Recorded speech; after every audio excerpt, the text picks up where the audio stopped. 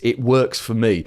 And what has worked very well over the years is separating out the small things that need to be done from the very big things that move the business forward. Paul Green's MSP Marketing Podcast. Here's this week's Clever idea. So once you're clear on where you want to go and where you want to take your business next year, the next job is to remove any possible barrier, any obstacle to success along the way. And it's possible that your greatest obstacle to success is your ability to get things done. I don't mean technical things, I don't mean client things, I mean business development things. The most successful people that I have ever known and ever met, they all have one thing in common. They have the ability to get things done. Whether that's through delegation, whether it's through action taking, that's their superpower. They don't just talk about stuff, they get things done. So in that spirit, and because I know you'll have a few days to think about this over Christmas, let me tell you about my productivity stack. So I don't consider myself a productivity expert, but I have refined my productivity stack over the last 20 years or so, and I do consider myself an incredibly productive person. So I don't get everything done every day, because who does? But I am aware what needs to be done, and I'm aware what can be put off till another date and what needs to be done now. So when I talk about my productivity stack, I am going to mention software, but I don't really mean software. I mean a stack of things. So the three things I've got in my stack is I've got tasks. Now, tasks is about doing the little things. I've got projects. That's about doing the big things. And then I've got systems. And systems just make life easy. I love systems. So let's start with tasks. So for tasks, it's all the little things that kind of have to be done because they're important or urgent, but they don't move things forward. All of those things get shoved into tasks. I'll give you an example of a task that's come up today for me, just to show how random and boring my life can be as well. I had to dig out my digital tire monitor today because I've had my car for a year, and I noticed at the weekend that my tires were getting quite low. You know how the tires wear out, and here in the UK, if your tires are below 1.6 millimeters and you get stopped by the police, then you get an instant fine. But more important than the fine, you get 3 points on your license. And once you have 12 points on your license, you lose your license for 6 months. I think it's 6 months anyway.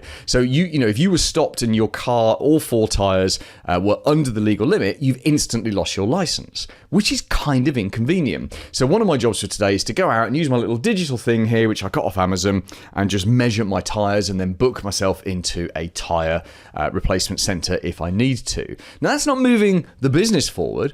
That's not moving my life forward. But what it is doing, it's important because it stops any kind of interruption. And not being able to drive for 6 months is a pretty big interruption when you live in a village kind of in the middle of nowhere, like we do. So I use for my tasks a piece of software called Todoist. Please don't get caught up on the specific software I use. You pick the software that's right for you because they all more or less do the same thing. And I have refined Todoist down in all sorts of ways over the years, but primarily I use it in sort of three different ways. I'm going to tell you the three different things. I've got my inbox, I've got my timed tasks, and I've got my priority hit list.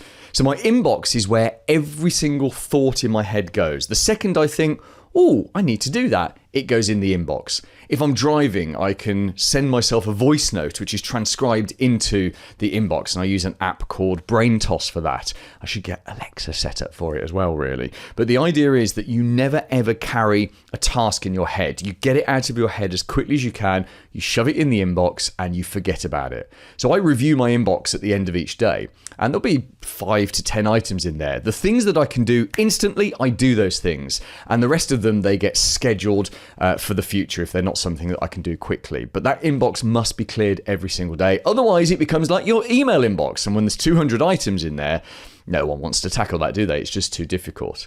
So once an item has come into my system, it either then becomes a timed task or it goes on to my priority hit list. So the timed tasks are things that have to happen on a routine basis. So for example, in fact, let me go into my Todoist now.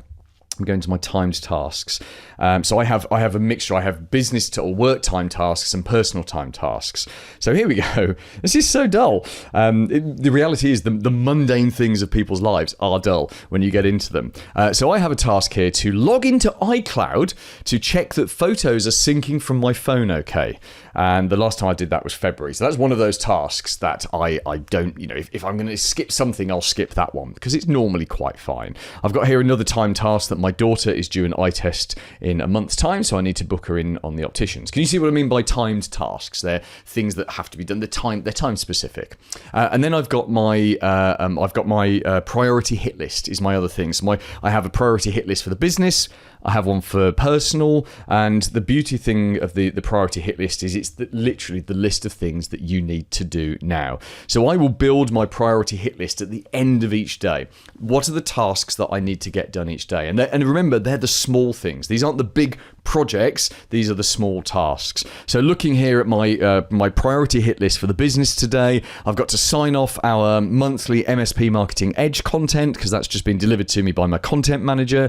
I've got a couple of emails that I need to deal with. I've got to set up some Zooms for Monday. I've got to send some invoices off to my bookkeeper. It's that kind of stuff.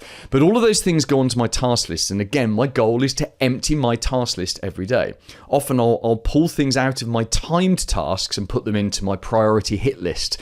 And that's how I kind of fill each day. Some days I don't get it finished, but I have to say, nothing beats getting to the end of the day and you've got like 3 tasks left and you have a productivity surge because you can see, 3 tasks, I'm just going to do those things. And that can be the most productive 10 or 20 minutes of the day because you're getting towards an empty list. Crossing off everything on your list is incredibly motivating. So that's what I do with tasks. But I increasingly am trying to spend less time on tasks and more time on projects. So projects are the big things, the things that drive your everything forward. And I use a piece of software for this called Basecamp.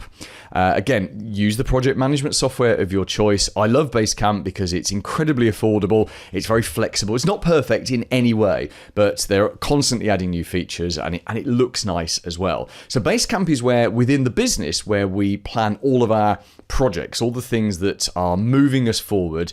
I also use it for my private life as well because you can choose who sees projects. So I have my personal projects there in Basecamp, and I know some of my team do exactly the same thing, which is fine. We have unlimited projects in Basecamp. So I'm running my house refurb through Basecamp, but I'm also running the business through it as well. And the reason I want to spend more time in Basecamp is because that's where the big jumps forward come from. And Basecamp allows us to break each project down into multiple lists and break each list down into specific tasks. And you can see progress, you can see what's up next, you can see whose responsibility for something. It's beautiful. So if I look at the 3, I try to have no more than 3 big projects on that I'm responsible for at a time. I have a team of 10 in total, so everyone has projects that they're responsible for, but me personally, I can only cope with about 3 big projects. And I'm looking at I'm not going to tell you what my projects are, but I'm looking at them now. And for each of my projects in Basecamp, I can see what the next specific task is. So I kind of get to my point of my day now where at the beginning of the day, I check my emails, I check my Facebook groups, I check my tasks of things that need to be done. And then as soon as I can, I'm into Basecamp and I'm looking at, right, what's a task, what's a thing that I can do today that moves the projects forward? And that's where I'm trying to spend more of my time because that's where the magic happens. So back to the stack, we've got tasks that get the small things done, we've got projects that get the big things done, and then the final thing is systems. So I'm just going into my systems here. I keep all of my systems within Todoist, but systems are, again, the magic that just keep regular things going. So I have there are lots of different systems. You can have systems for your staff. I'm sure you have systems all over the place. I have productivity systems as well. And they tend to be around things that need to be done each week. So for example, I'm recording this on a Thursday. And in my Thursday system, in my repeat system for Thursdays, record podcast is the very first thing. Then I need to do new client welcome videos. So every time we have a new member joining the MSP Marketing Edge, I film a personalized video for them. Then I need to write my Friday email. So we have an email that goes out to our database every Friday. I need to set up our next split test because we're constantly doing A/B split split tests on our emails, and then there's a series of other things, right down to I need to pay the cleaner because the cleaner comes on Thursday. And I know that, again, this sort of minutiae sounds dull, but these are systemized things. They're systemized because they happen on the same day each week. So I always talk to my team on Mondays. We have a series of calls every single Monday. I have specific jobs that I do every single Tuesday. And again, there's no stress in these jobs because they always get done every week because they must happen. In fact, if, for example, we have like a big social event and I lose a proportion of a day, I will often focus more on my systemized repeat tasks, before we go off and do that social ahead of anything else. Because if I get to the end of the day and I haven't completed my repeat tasks, my systemized tasks, then I don't sleep well. It's weird, but I feel it's kind of not, I don't have any peace of mind for the end of the day because I know that I've broken my system. And the one thing I know more than anything else about systems is that actually the word system is an acronym. You may have heard me say this before. It's an acronym for saves you stress, time, energy, money. System. It's beautifully simple like that. So that is my productivity stack. As I say, it's not necessarily the right productivity stack for you, but it works for me. And what has worked very well over the years is separating out the small things that need to be done from the very big things that move the business forward. And maybe you could do the same in 2023. Paul Green's MSP Marketing Podcast.